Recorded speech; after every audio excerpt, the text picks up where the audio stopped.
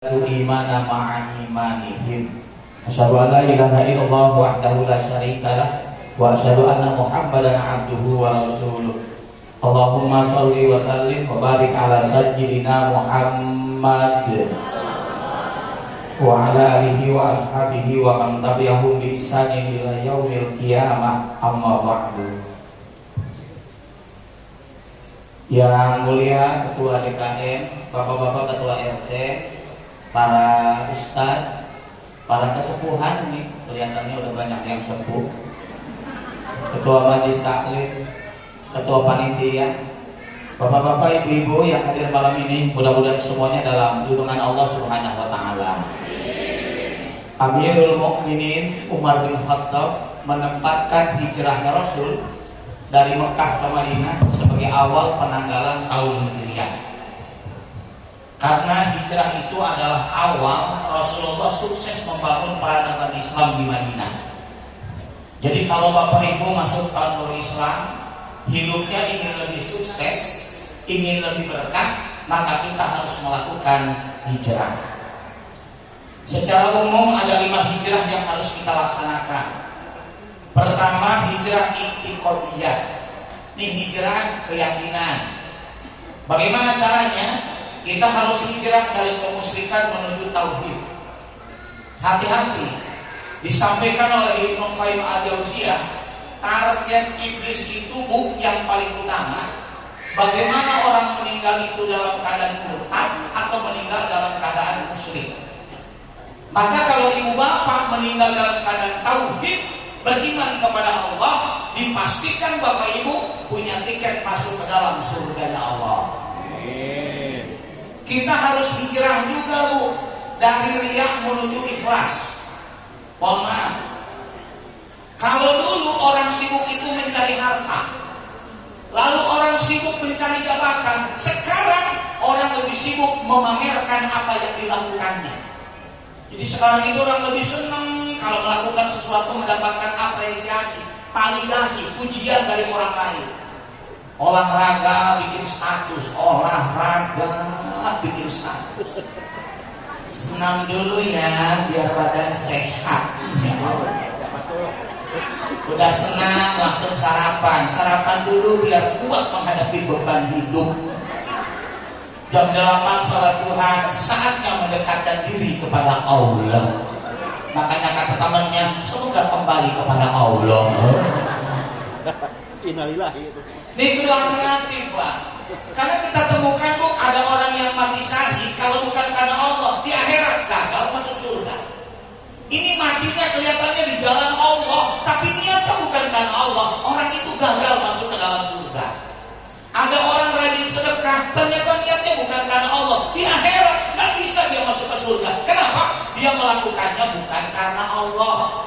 Maka kita hijrah i'tiqadiyah. Kalau kemarin kita sibuk memamerkan amal kebaikan kita, ingin dipuji oleh orang lain, nah kita hijrah sekarang, lakukannya karena Allah, ikhlas karena Allah. Apa yang terjadi? Orang yang ikhlas, jiwanya pasti dibahagiakan oleh Allah Subhanahu wa Ta'ala. Yang kedua, kita harus melakukan hijrah nafsiyah. Apa nih, Bu? Hijrah mental. Apa bentuknya? Pertama, kita harus husnudzon. Rasul itu lahirnya di Mekah, dibesarkan di Mekah, turun perintah hijrah ke Madinah, Rasul husnudzon. Oh, kalau Allah menyuruh pindah ke Madinah, pasti ini terbaik menurut Allah. Dan benar saja, Rasul berhasil membangun peradaban Islam 10 tahun itu ternyata di kota Madinah. Bapak Ibu, kalau ingin sukses husnudzon. Ibu datang ke pengajian, saya yakin dapat pahala, dapat ilmu bonus, minimal gue sekotak dapat, ya kan? Ya Allah, husnudzon. Dan kadang-kadang ada yang begini, alah pengajian di mana-mana, ilmunya mah nggak dipakai, percuma katanya. Al ilmu bila amal kasajar bila sabar. Ilmu tidak diamalkan seperti pohon yang tidak berbuah. Pohon mah tidak berbuah, ya tetap ada manfaatnya. Untuk berteduh pohon mah, ya Bu ya, semut ada di situ, belalang ada, burung ada, mengeluarkan oksigen. Gede dikit kuntilanak ayun-ayunan. Jadi pohon mangga berbuah juga ada manfaatnya. Ibu datang ke pengajian, husnudon aja, minimal dapat pahala. Syukur-syukur bisa diamalkan. Andai kan belum diamalkan, datang ke pengajian tetap dapat pahala. Husnudon kepada Allah. Ibu mohon maaf ya, kalau ibu ikut tahsin Al-Quran, husnudon aja. Ya Allah, mudah-mudahan walaupun sekarang belum bisa, suatu saat mah bisa. Ada anak yang begini, Bunda, aku mau masuk pesantren Al-Quran ya, biar hafal Quran husnudon. Walaupun mainnya mah parah banget. Dari dulu hafalnya 13 surat aja nggak nambah-nambah. Apa itu? Angkat kasur sampai anas. Itu aja nggak nambah-nambah. Orangnya ada lagi duduk ada. Pakai jilbab orangnya ada orangnya ada. Yang mana ya? Ada saya lihat Pak, ada bapak yang baca Qurannya biasa aja, ibunya biasa aja, anaknya pengen pesantren, husnudon kepada Allah. Keluar pesantren, hafal 5 juz Al-Quran, husnudon. Ibu usaha ingin sukses, husnudon, mentalnya dibangun. Ayah untuk membantu keuangan ayah, mama mau jualan. Jualan apa? Bakso. Sok mah, nu penting mah usaha yang mengantarkan rezeki mah Allah. Tapi kalau begini, usaha apa mah? Bakso, banyak saingan. Udah mesti jualan. Antum udah nggak sukses. Dan sekarang apa? Jualan apa aja banyak saingan. Ustaz juga banyak saingan sekarang saingan. Saya juga nggak tahu. Kemarin saya tanya ibu-ibu, ini hari Sabtu saya diundang, malam Selasa diundang. Apa ceramah bagus, apa murah meriah? Ini nih saya nggak tahu ini.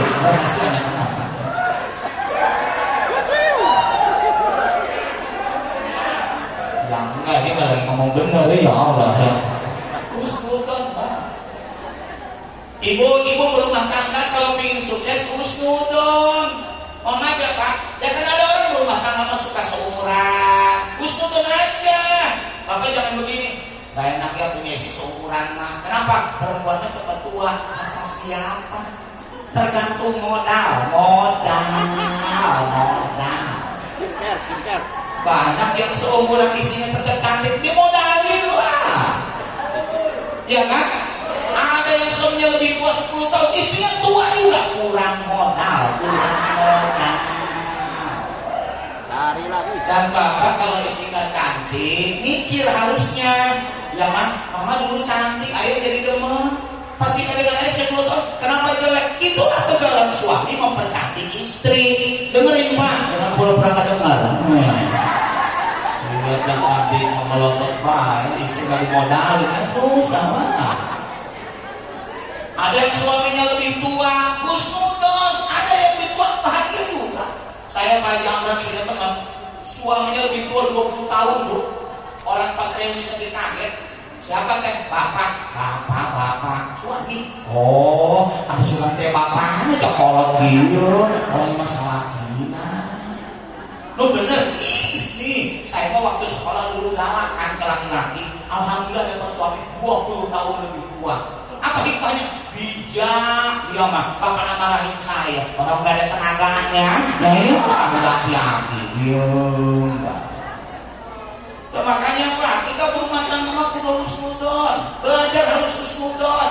Termasuk kita bertetangga. Ibu nggak kebayang tadinya tinggal di sini kan? Ini kan bukan orang-orang Serang semua.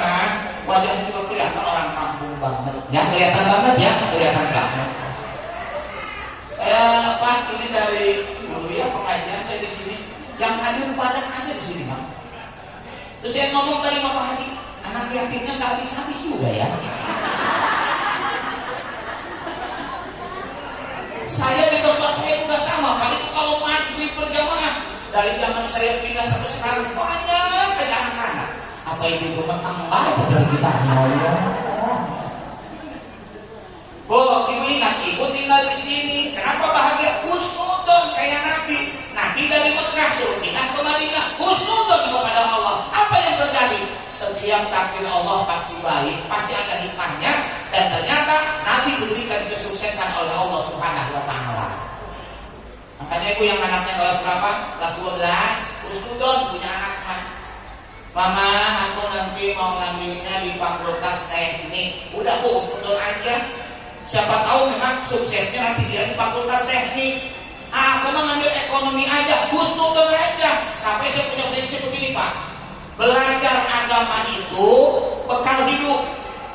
Udah gede jadi apa? Takdir hidup. Udah gitu aja Pak. Belajar agama mah bekal hidup.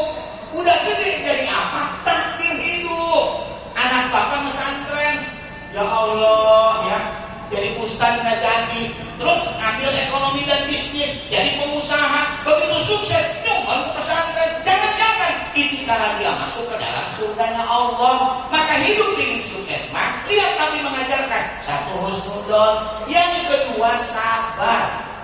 Nabi pindah Bu dari Mekah ke Madinah, harus nginep dulu di Gua Sur. Siapa yang ngantar makanan? Asma putri Abu Bakar Siddiq. Tapi karena Nabi Abu Bakar sabar, sahabatnya sabar, kesabaran kunci kesuksesan. Bu, mohon maaf ya, kalau ibu nggak sabar, maka nggak mungkin datang ke sini malam-malam begini, malam libur. Orang mah pada jalan-jalan, ini mah enggak, manusia berkelas dulu. Orang nggak ada duit masalahnya. Apa tahu sih? Apa tahu? Sabar. Bapak mau amal soleh, kudu sabar. Kenapa? Setiap orang mau melakukan amal soleh, dia harus melawan kekuatan setan. Makanya ada misi setan namanya saudun. Saudun itu menghalangi.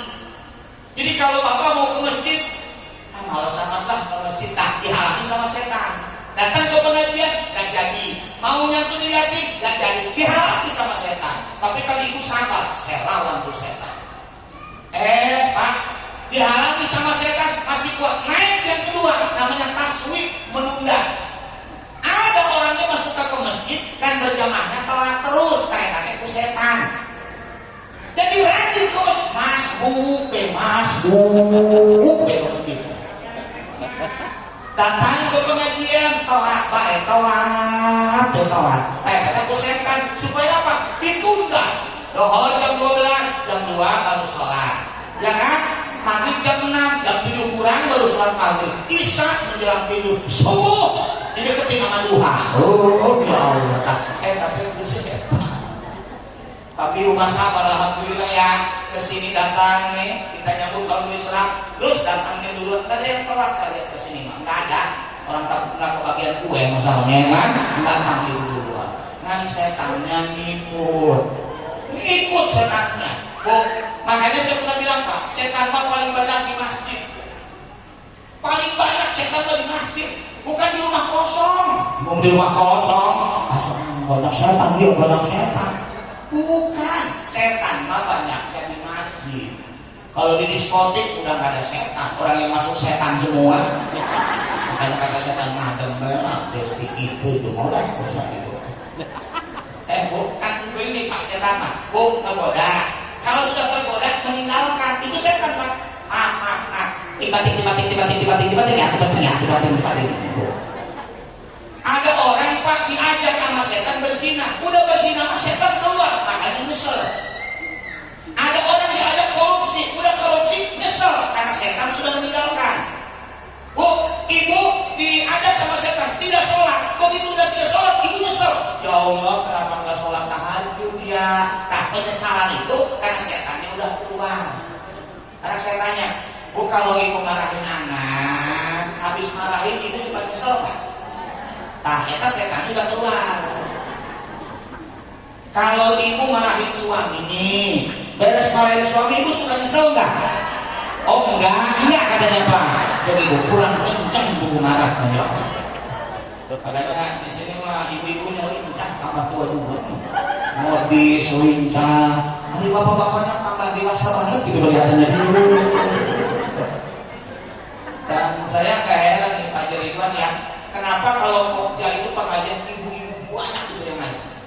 Karena ibu senang bisa keluar dari rumah. Itu tuh masalahnya ya kan?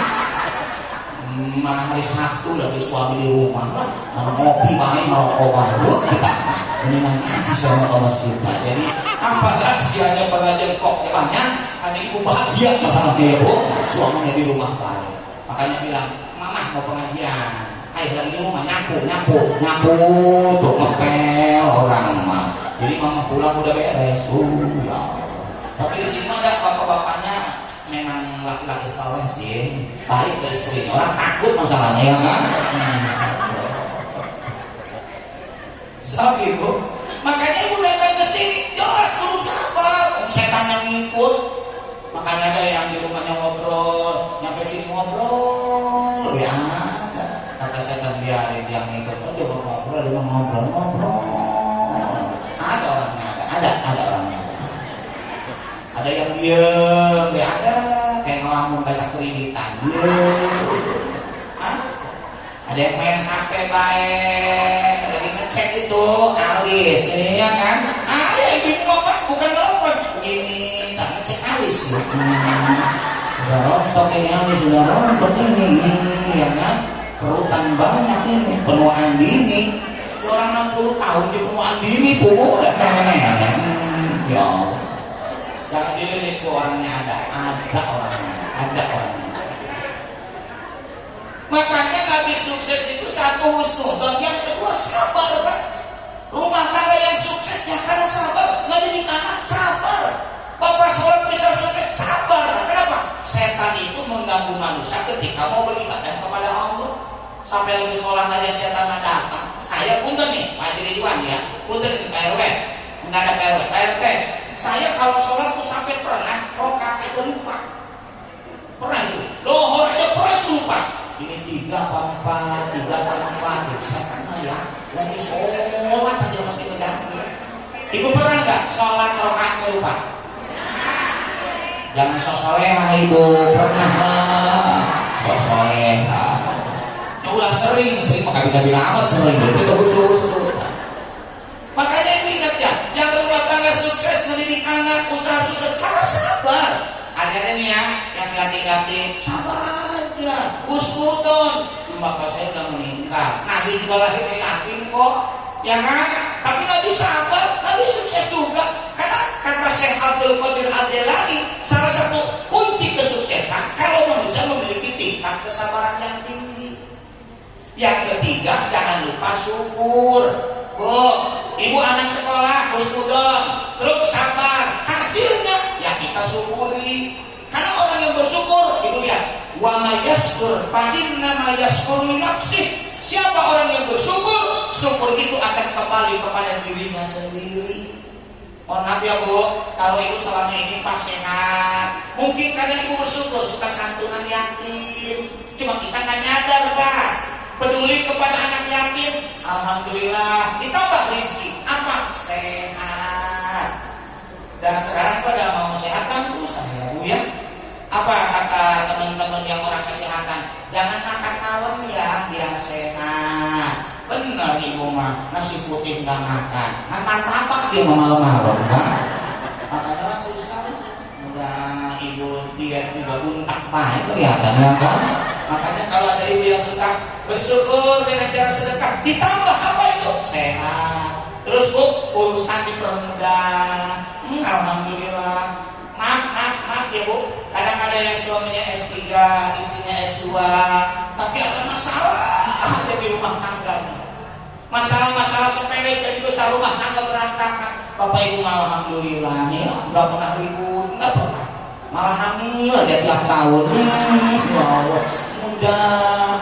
Anak punya cita-cita diberikan kemudahan. Kenapa? Syukur itu bukan untuk Allah. Syukur mah kembali kepada diri kita sendiri. Maka kalau ingin sukses, satu, hijrah intiqodiyah. Yang kedua, hijrah nafsiyah. Yang ketiga, hijrah fitriyah. Bagaimana caranya? Hijrah dari tidak tahu menuju tahu. Bentar ya, bentar.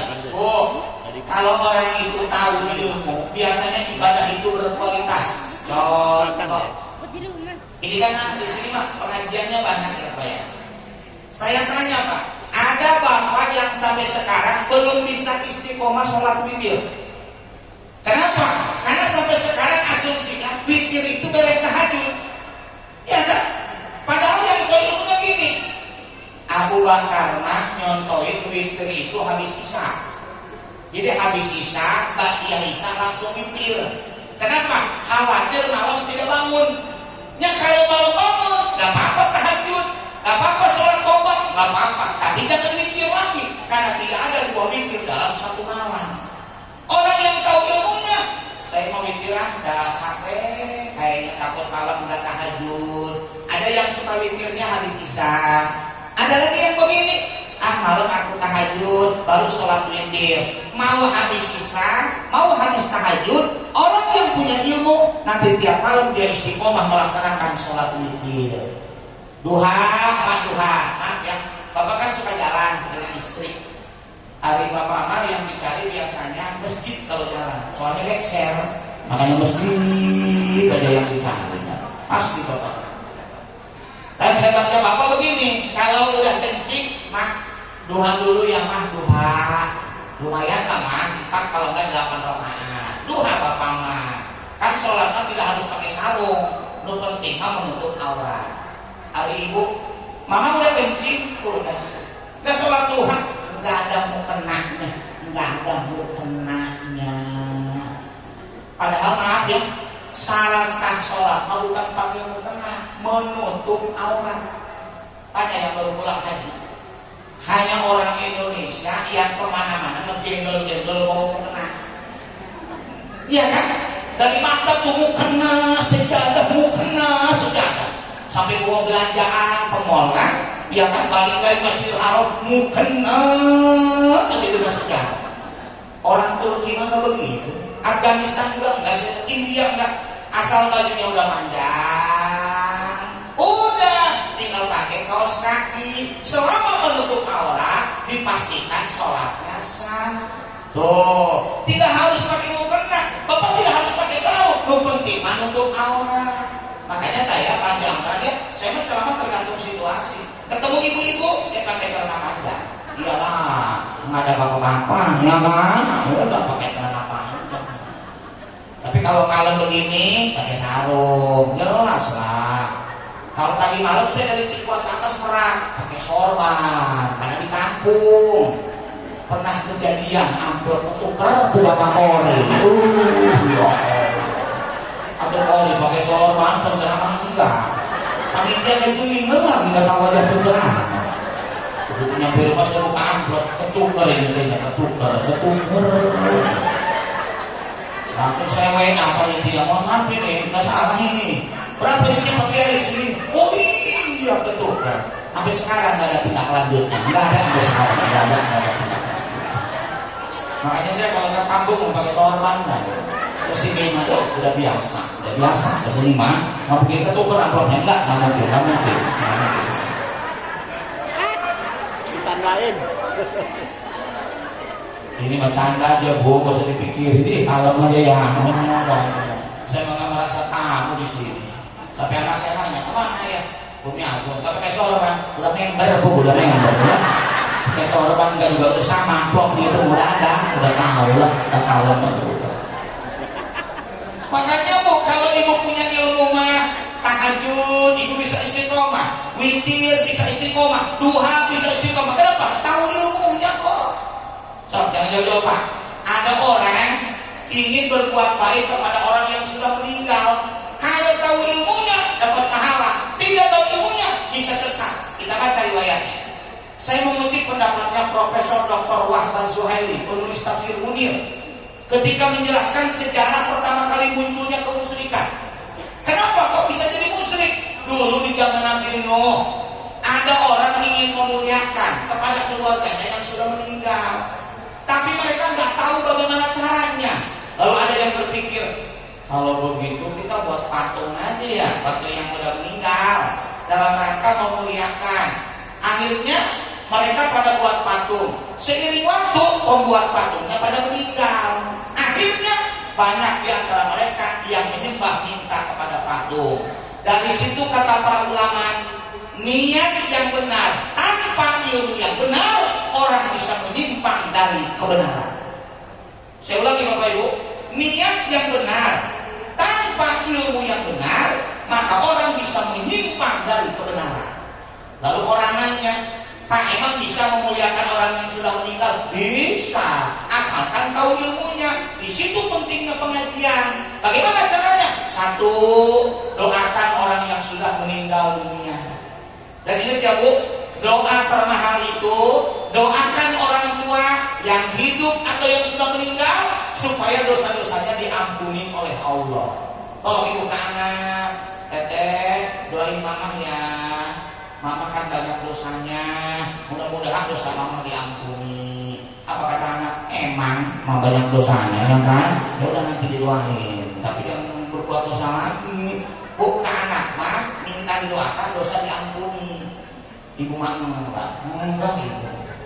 Doain ayah biar usahanya lancar, nanti dapat uang mama mau jalan-jalan ke Ciwidey. Oh, ya Allah, jalan-jalan. Bu, minta doa supaya apa? Dosa kita diampuni. Makanya Pak mohon maaf, saya kalau mengutip pendapatnya Imam Asyuyuti, itu Pak berat. Ada anak, dia tiap hari orang tuanya diurus itu, sakit pun dirawat, makannya dijamin, dia ngasih uang, tapi masih dianggap durhaka kalau anak tidak suka mendoakan kepada kedua orang tuanya. Merinding saya baca ungkapan Imam Asyuyuti, ya Allah, selama ini kita sibuk urus orang tua, kadang ngasih makan, kebutuhannya dijamin, tapi kadang kita lupa mendoakan orang tua. Padahal itulah pemberian terbaik anak kepada kedua orang tuanya. Baru yang kedua ibu, sodako. Kalau masih hidup, orang tua kasih duit, makanan yang enak. Udah meninggal, sodako kata sama orang yang sudah meninggal. Makanya suka ada istilah apa? Haul ya, haul. Saya diundang di Serang sebelah sana, Ustaz, bisa nggak mesti ceramah haul? Apa haul? Ulang tahun kematian. Oh, ulang tahun kematian. Makanya manggil Ustaz. Hari ulang tahun kelahiran mah nyanyi. Makanya cara Ustaz dipanggil jarang, nggak laku Ustaz di pasar ulang tahun kelahiran. Nanti udah meninggal, tuh mahal, baru manggil, ya kan? Nah, padahal mah kalau ditanya, mohon maaf ya, namanya pemahaman keagamaan, Ustaz, kalau ada orang syukuran kelahiran boleh nggak? Boleh, namanya juga mensyukuri kelahiran kok. No, penting caranya jangan sampai bertentangan dengan agama. Kalau orang diundang suruh makan, namanya sedekah. Terus minta didoakan, di mana salahnya? Orang namanya juga mendoakan. Makanya Bu, kalau ulang tahun anak, panggil Pak Haji Ridwan, biar Ustaz laku di pasaran ulang tahun. Ya kan? Meninggal baru manggil. Ya Allah ya. Benar Bu, ya kan? Nah, makanya Bu, kalau saya cek aja apa Bu? Ya caranya halal Pak Ustaz. Tapi ingat Pak Ustaz ya, tahlilan dulu, terus makan, baru ceramah. Waduh, malam ini mah malam. Kata saya, jam berapa saya ceramah ini ya kan? Makan dulu. Saya tanya Bu, kenapa makan dulu? Pak Ustaznya ngajarinnya gitu. Cecer ngadoa heula, ngadoa langsung nyampe kan almarhum. Terus cenah ada heula. Sebab kalau sudah dimakan langsung nyampe kepada almarhum. Oh gitu. Kenapa nggak sembako mah lama nyampe ya. Kudu masak dulu ya kan. Udah dimakan baru nyampe ke almarhum. Oh gitu. Kalau duit lebih lama lagi, belanja dulu ya kan.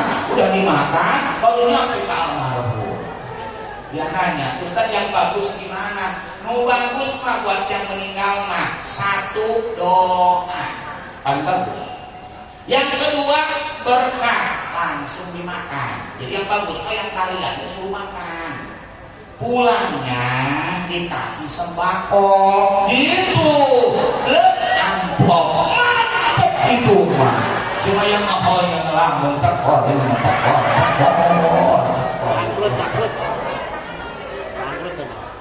Tapi di sini alhamdulillah aja ya, di sini tahlilan juga banyak. Pokoknya mau betah lah tinggal di Agung ya, betah. Saya kemarin tuh Pak, 2 hari itu menjelang Lebaran, ada orang Cilegon Pak, orang Kalimantan meninggal, nggak punya anak lah. Itu sampai ribut dengan istrinya. Jadi keluarga dari Kalimantan ingin dikubur di Kalimantan karena nggak punya anak. Kata istrinya, Cilegon aja biar saya jalannya deket. Ya Allah Pak, sampai ribut. Kakaknya ketua majelis taklim, Pak Ustadz video call ya. Kenapa? Ini adik saya kan suaminya meninggal, kekeh ingin dibawa Kalimantan, istrinya pengen ke Cilegon, lagi ribut Pak Ustadz. Ngapain diributin? Takut mayatnya bangun. Ya Allah, udah gak usah diributin. Udah ibu, saya ngomong sama keluarganya, sok ibu, video call aja. Yang bagus gimana? Coba kalau orang Kalimantan terakhir tinggal di Cilegon, meninggal di Cilegon, kuburin aja di Cilegon. Udah mati masih nyusahin juga, kubur aja, kubur. Tapi kasihan Pak Ustadz keluarganya di Kalimantan, biarin aja. Tapi dia pengen di Kalimantan, udah kubur aja.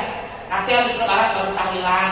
Tunggu aja setelah 7 hari. Kalau bangkit dari kubur, pindahin ke Kalimantan. Udah beres. Gimana Bu? Alhamdulillah, nggak ada apa-apa. Betah dia, betah di kubur Cilegon, betah. Awas ibu, udah meninggal jenazah dibawa lagi ke Sumedang. Dua beda ke malaikat Sumedang di bumi agung saruan malaikat nanti. Hanya bahasa Arab semua. Jawabnya gimana? Udah meninggal aja dulu lah. Yang meninggal juga kalem bahaya ya Bu ya.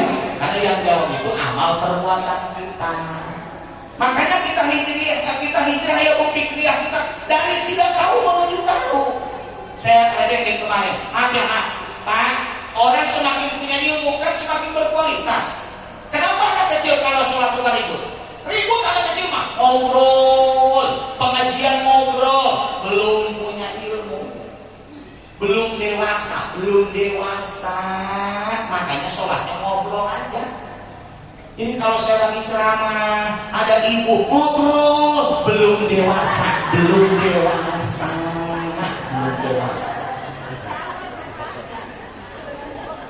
Besok hari Selasa libur. Anak kecil kalau olahraga pakai celana pendek. Kenapa? Belum punya ilmu. Makanya pakai celana pendek. Udah punya ilmu, dia pede nutup aurat. Ayah emak umur 48. Mana hitam, mana buntak. Pakai celana pendek. Lewat di depan ketua DKM, tapi di alam, gue seneng ngeliatnya. Makanya saya lihat kalau ada ibu-ibu olahraga pakai celana pendek, belum punya ilmu, belum dewasa. Ayo ibu, hijrah fikriyah dari tidak tahu menuju tahu. Yang kedua, dari kita sibuk memikirkan dunia, ayo kita hijrah banyak memikirkan akhirat. Udah lah Pak, yang udah 40 tahun sudah habis 2/3 kehidupan. Tolong nyadar. Udah 40 tahun habis 2/3 kehidupan. Nyapa lagi 50 tahun. 60 udah asar. Bentar lagi maghrib. Ini udah tua masih mikirin dunia aja. Hijrah dong, mikirin akhirat. Orang yang pikirin akhirat apa kelebihannya? Kata Imam Qurtubi, orang kalau banyak pikirin akhirat, satu, dia selalu bertobat kepada Allah. Sama Allah istighfar tobat, sama manusia minta maaf. Dan yang bagus Bapak minta maaf ke istri. Ingat Pak, akhirat ya. Jadi yang bagus Bapak habis sholat subuh nyampe rumah minta maaf ke istri. Besok prakteknya. Besok ya. Habis subuh nyampe rumah, Mama, Ayah udah ingat akhirat ya. Mohon maaf kalau Ayah belum jadi suami yang terbaik. Nyadar kayaknya ingat tadi malam tadi Ustaz ngomong ya kan. Besok lagi maafin ya Ma, tapi Ayah mah kadang pelit sama Mama. Istrinya merenung, kayaknya besok meninggal ini kayaknya ya. Udah 2 kali sakit tobat. Orang yang ingat akhirat semangat melakukan amal soleh. Kalau bukan ingat akhirat, ibu nggak mungkin sakit dan yatim.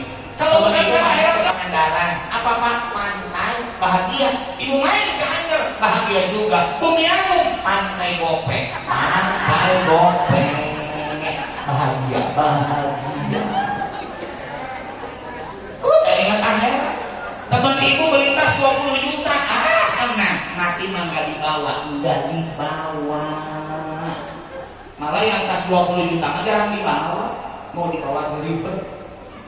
Begitu undangan, ibu ada jeruk, takut muncrat. Pisang, getah getah, salah tajam 20 juta, menderita di bawahnya. Coba 200.000 pisang masuk ke tas, jeruk masuk, salad masuk, rengginang aja masuk, rengginang masuk, rengginang sampai bolu masuk. Nyampe 3 hari, kenapa di kamar bisa banyak semut? Bolu sampai keluar. Ya Allah, ada orangnya, ada orangnya lagi duduk megang kaki, orangnya ada.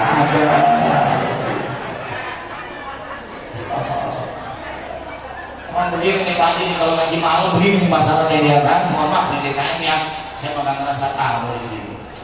Nyinggung saya nyinggung banyak nggak apa-apa. Dipanggil agak alhamdulillah saya mah. Kalau enggak ya kenapa? Kan begitu ya kan? Udah kalem aja. Bu hijrah Bu ya, udah jangan banyak mikirin dunia lah. Kenapa? Dunia mah tidak pernah memuaskan kita. Ya mungkin kalau masih muda banyak mikirin dunia wajar. Nah bagi kita udah umur 45 tahun, udah 50 tahun, 60, mau kapan kita taubatnya? Makanya saya mau bersyukur Pak. Ini pas saya pertama kesini ya dengan sekarang kaget ya. Ini udah dilangsung ya, udah ditutup dengan berani. Saya bilang ini makin gede ini masjid ya, terus nggak pernah sepi. Karena banyak pensiunan, ya kan? Karena jadi masjid, jadi pensiunan.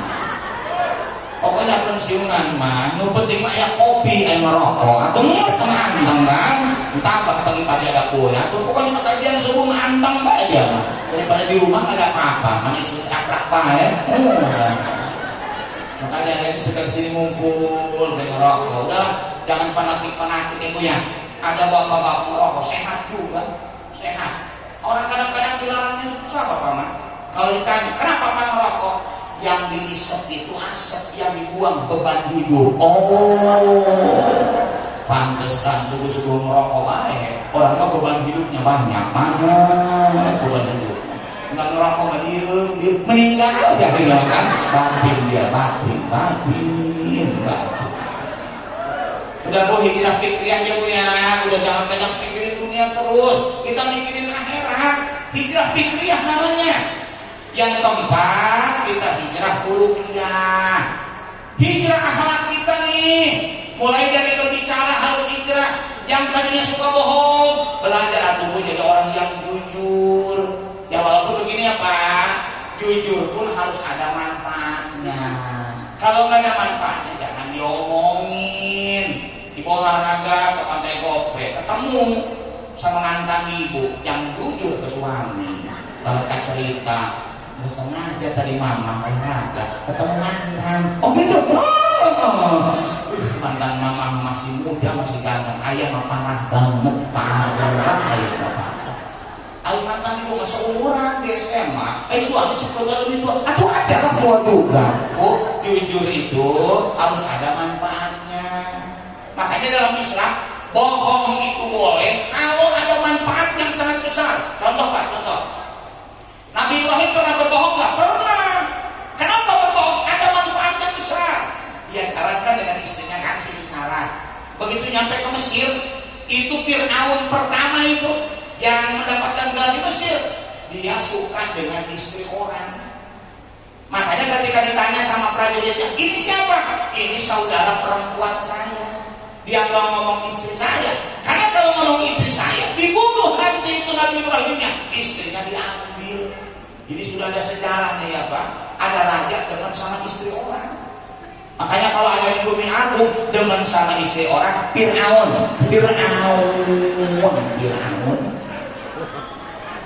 Saya mah heran, isi orang didemenin, pukul sama-sama second nih, ya Allah. Ibu jujur ya Bu. Ibu kalau bicara selama ini banyak bicarakan keburukan orang, hijrah.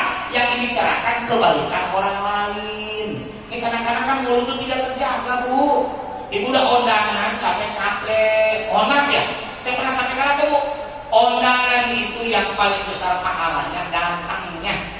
Saya ada sekarang model walimah terbaru Pak Haji. Jadi sekarang pas di online itu pas akad nikahnya. Saya udah hadir 3 kali itu. Jadi pas di kondangan itu Pak, 50%-nya hadir pas akad nikah. Itu memang yang dianjurkan. Kata Nabi, aulid walau bisakin. Ada kan perayaan walaupun memotong seekor kambing. Kemudian diundang, ida duya hadukum ila walimah falyatiha. Kalau kamu diundang walimah datang, dan terbaik datang itu pas akad nikahnya. Ibu mah kadang-kadang enggak. Bu, jam berapa? Jam 9. Kayak bilang tanggal 12. Lama. Apalagi di sini mah sekarang banyak yang ngintip kalau undangan. Padahal undangan yang bagus datangnya. Dan ibu undangan gak ngamplop juga nggak berdosa. Kalau ibu nggak punya malu, ya kan? Enggak, semua diijib, coba ngamplop enggak. Itu yang hadir ngelamun, tekor. Kan kelemahan ibu suka ngomongin tuh kelemahannya tuh. Teteh lihat pengantinnya. Ya Allah, gendut banget nih, yang lakinya tinggi gede. Iya, yang perempuannya juga gendut, kayaknya naik motor kempes itu kayaknya itu. Ngapain mikirin ibu? Usah begitu. Ini kadang-kadang ucapan kita yang tidak terjaga, makanya kita hijrah. Ibu yang tadinya kasar ke suami, hijrah jadi lembut. Nih Pak, saya mohon maaf ya. Bu, ibu walaupun memberikan pelayanan terbaik kepada suami, kalau ibunya kasar, hilanglah pahalanya. Makanya saya kemarin dikirim daging kurban ya Pak, alhamdulillah itu. Dan 1 hari berikutnya baru nyampe, jadi lumayan. Yang kemarin habis datang lagi dari sini, ya kan, alhamdulillah. Pak, kalau Bapak cek kemarin, daging korban itu rasanya pasti beda. Emang susah sih, nggak pernah meneliti, malah langsung dilempah aja, ya kan? Pak, berarti kemarin kan ada kasus Pak yang viral di video itu, potong hewan kurban sampai ganti golok 3 kali. Ada kata ya?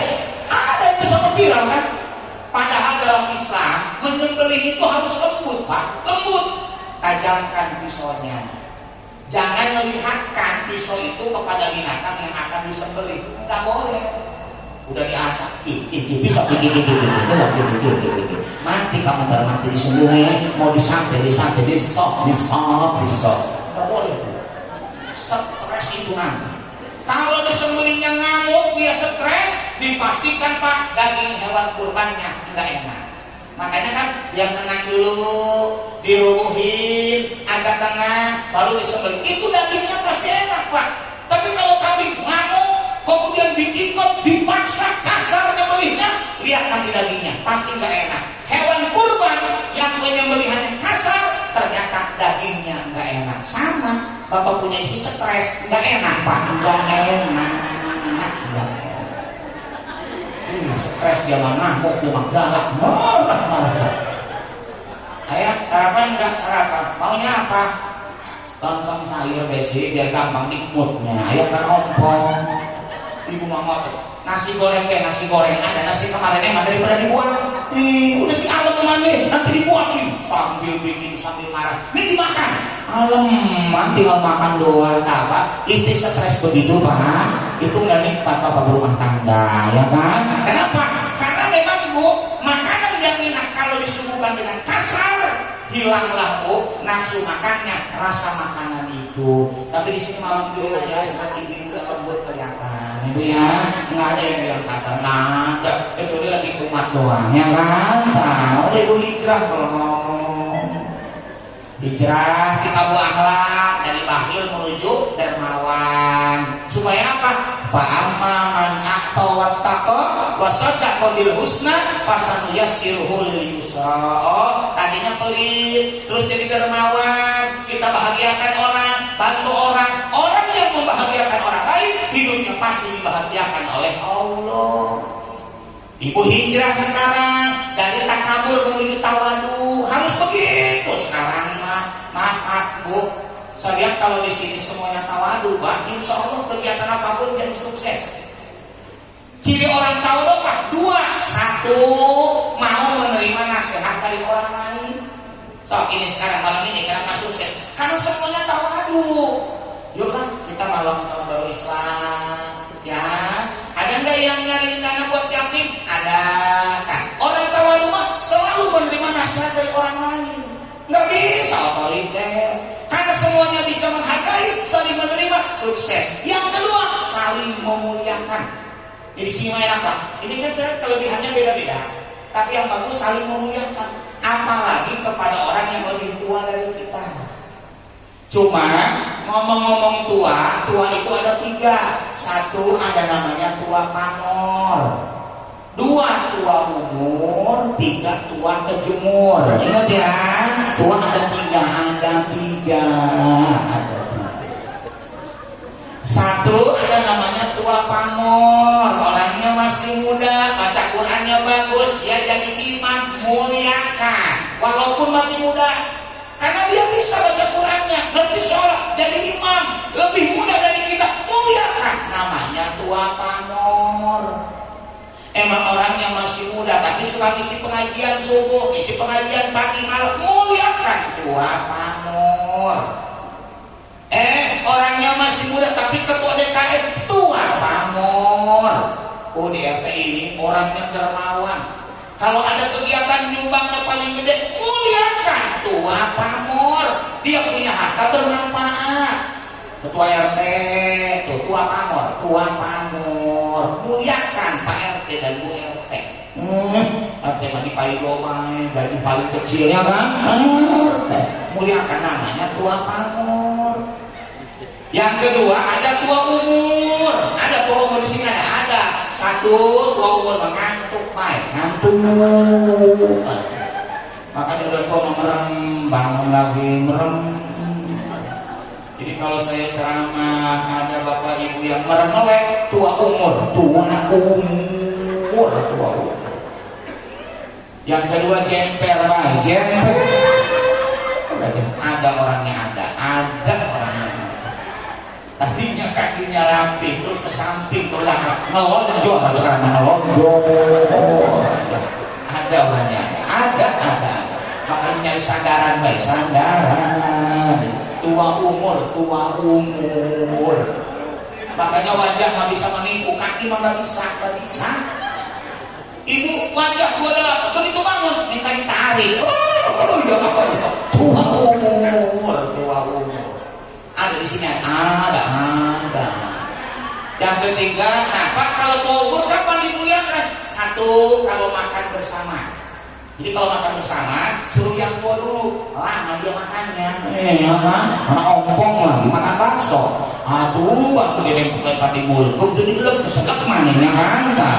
Makanya ibu undangan ada yang tua, ibu duluan Bu, karena tahuan ibu makannya, nanti pulangnya tahuan, udah duluan. Yang kedua kalau jalan suruh di depan, udah tua di belakang, tapi ketinggalan banyak. Makanya suruh di depan ya. Dan ingat ya Pak, kalau Bapak lagi makan bersama, awas nih lagi undangan, tidak boleh melihat orang mengambil makanan, itu nggak boleh. Ibu dilihat, ya Allah, nasinya banyak dia urut begitunya, ya Allah bandeng diambil bandeng sampai bandeng, endoknya diambil satenya rantingnya. Kerupuknya gado-gado lagi. Ya Allah, kayaknya lapar. Udah, jangan sekali orang makan, nunduk aja. Awas ibu, itu namanya akhlak, ya kan? Ada lagi tua kejemur, ada. Umur 62 pakai baju 26. Ya Allah, tua kejemur. Nenek-nenek di rebonding diwarnain, warna pink lagi rambutnya. Pokoknya kelihatan, begitu ini sudah ketombean. Ya Allah, ada yang begitu, ada. Nah makanya itu namanya tua kejemur ya. Kita mah canda, dia mah kesinggungan. Tuh, tua kejemur tuh, udah tua pulihkan deh. Udah ibu, hijrah Bu ya. Kita hijrah lah. Apa? Hijrah khuluqiyah, akhlak kita harus berubah.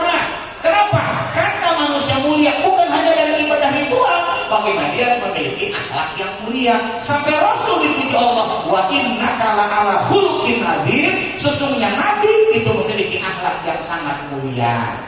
Terakhir, kita melakukan hijrah ijtimaiyah. Ini hijrah sosial lah. Jadi kita hijrah Bu, dari manusia individualis menuju manusia yang melakukan ukhuwah Islamiyah. Mohon maaf Pak, sekarang saya dengan teknologi canggih, banyak orang sudah tidak kenal lagi dengan tetangga. Nah ini nanti saya sampaikan, mohon maaf Bu, kalau ibu masih punya orang tua, ibu kalau bisa kunjungi orang tua. Sekarang banyak Pak, kalau orang tua bagi ke anak itu fitrahnya. Kalau anak bisa ngurus orang tua itu karena imannya. Iman kuat, ada waktu berkunjung, terus ngajak ngobrol. Karena udah tua mah, yang paling enak itu diajak ngobrol sama anaknya. Makanya saya tidak heran Pak kalau pengajian ada yang ngobrol baik. Tua dia masalahnya ya kan, ngobrol. Dia butuh ngomong. Ibu punten sekarang banyak orang ngumpul udah gak mau. Padahal dalam Quran manusia disebut dengan istilah anas. Anas itu makhluk sosial. Artinya apa? Manusia mah senang, susah pasti membutuhkan orang lain. Dari situ kita belajar. Nabi ketika hijrah ke Madinah hebat tuh.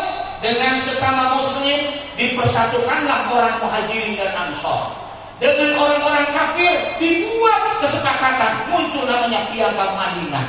Maka kita harus hijrah istimewa, ciptakan kebersamaan. Oh, dan manusia mas senang butuh orang, susah pun pasti butuh orang lain. Dari situ kita belajar bagaimana hijrah istimewa. Satu, kita belajar lapang dada, terima kelebihan dan kekurangan orang lain. Punten ya Pak, jangan mimpi Bapak akan disukai oleh semua orang. Pasti ada orang yang benci sama Bapak. Maka dari situ terima kelebihan dan kekurangan orang. Oh, kelebihan orang itu baik, memang dia, tapi nggak pernah ngumpul. Orang ini ngumpul, pinjam duit baik, pinjam duit baik. Oh, itulah kelebihan dan kekurangannya. Udah terima. Yang kedua, belajar kita berbuat baik pada orang lain. Bismillahirrahmanirrahim ya. Bapak yang punya ilmu ngajarin ilmu, yang punya harta biasanya dia sedekah dengan harta, yang punya tenaga nyumbangnya dengan tenaga. Belajar dia berbuat baik. Tapi yang ketiga, hargai kebaikan orang lain. Di sini enak ya, saling menghargai. Kalau ngaji, bagiin kue, di sini mah ada protes. Dan ada ibu yang dibagiin kue sampai ibu nggak makan, kuenya tidak dibawa. Jangan-jangan tersimpan sifat sombong dalam hati ibu. Ibu tidak bisa menghargai panitia. Makanya kalau ibu dibawain, ibu disuguhin makan. Kalau nggak suka, tolong hargai panitia. Jangan sampai tersinggung. Udahlah, saya biar panitianya senang dibawa. Nggak suka, ketemu orang di pinggir jalan, kasihkan. Panitia dapat pahala, ibu juga dapat pahala. Pas saya ada ceramah ibu-ibu suka pokoknya ngonak ke saya. Terus pulang dibawain, bisa bawa lah. Karena saya mau menghargai. Nggak tahu malam ini, nggak tahu nih malam ini, nggak tahu ya, nggak tahu malam ini malam ini. Yang dibawain alhamdulillah, kalau enggak ketinggalan kali ya Allah. Yang meren seetik mah ya kan, udah belajar kita menghargai ya Pak. Maka kalau Bapak Ibu sudah hijrah, apa kelebihannya? Satu, semoga kita diberikan kesuksesan. Yang kedua, hidup kita lebih diberkahi oleh Allah Subhanahu wa Ta'ala. Demikian Bapak Ibu yang dapat saya sampaikan. Kebenaran datangnya dari Allah, salah datang dari diri saya. Mohon maaf ya Pak, udah 1 jam saya bicara. Apa Ibu? Gak kerasa? Ibu gak kerasa, saya gak kerasa nih. Ya Allah, saya sih pinginnya lama-lama, tapi kan gak boleh sombong ya kan. Mentang-mentang punya suka ceramah gak tahu waktu. Gak boleh, harus saling menghargai. Imam itu jadi imam, jangan sombong, kudu menghargai. Emang imamnya kuat, kampungnya mah gak kuat, jangan sampai diapalin. Siapa imamnya? Baik itu lama. Kapok orang sudah berjamaah ya. Nah, makanya tingkatkan semangat hijrah kita. Mudah-mudahan di tahun Islam ini kita lebih sukses dan lebih diberkahi oleh Allah Subhanahu wa Ta'ala. Demikian assalamualaikum warahmatullahi wabarakatuh. Wallahu muwaffiq ila aqwamit thoriq. Wassalamualaikum warahmatullahi wabarakatuh. Waalaikumsalam.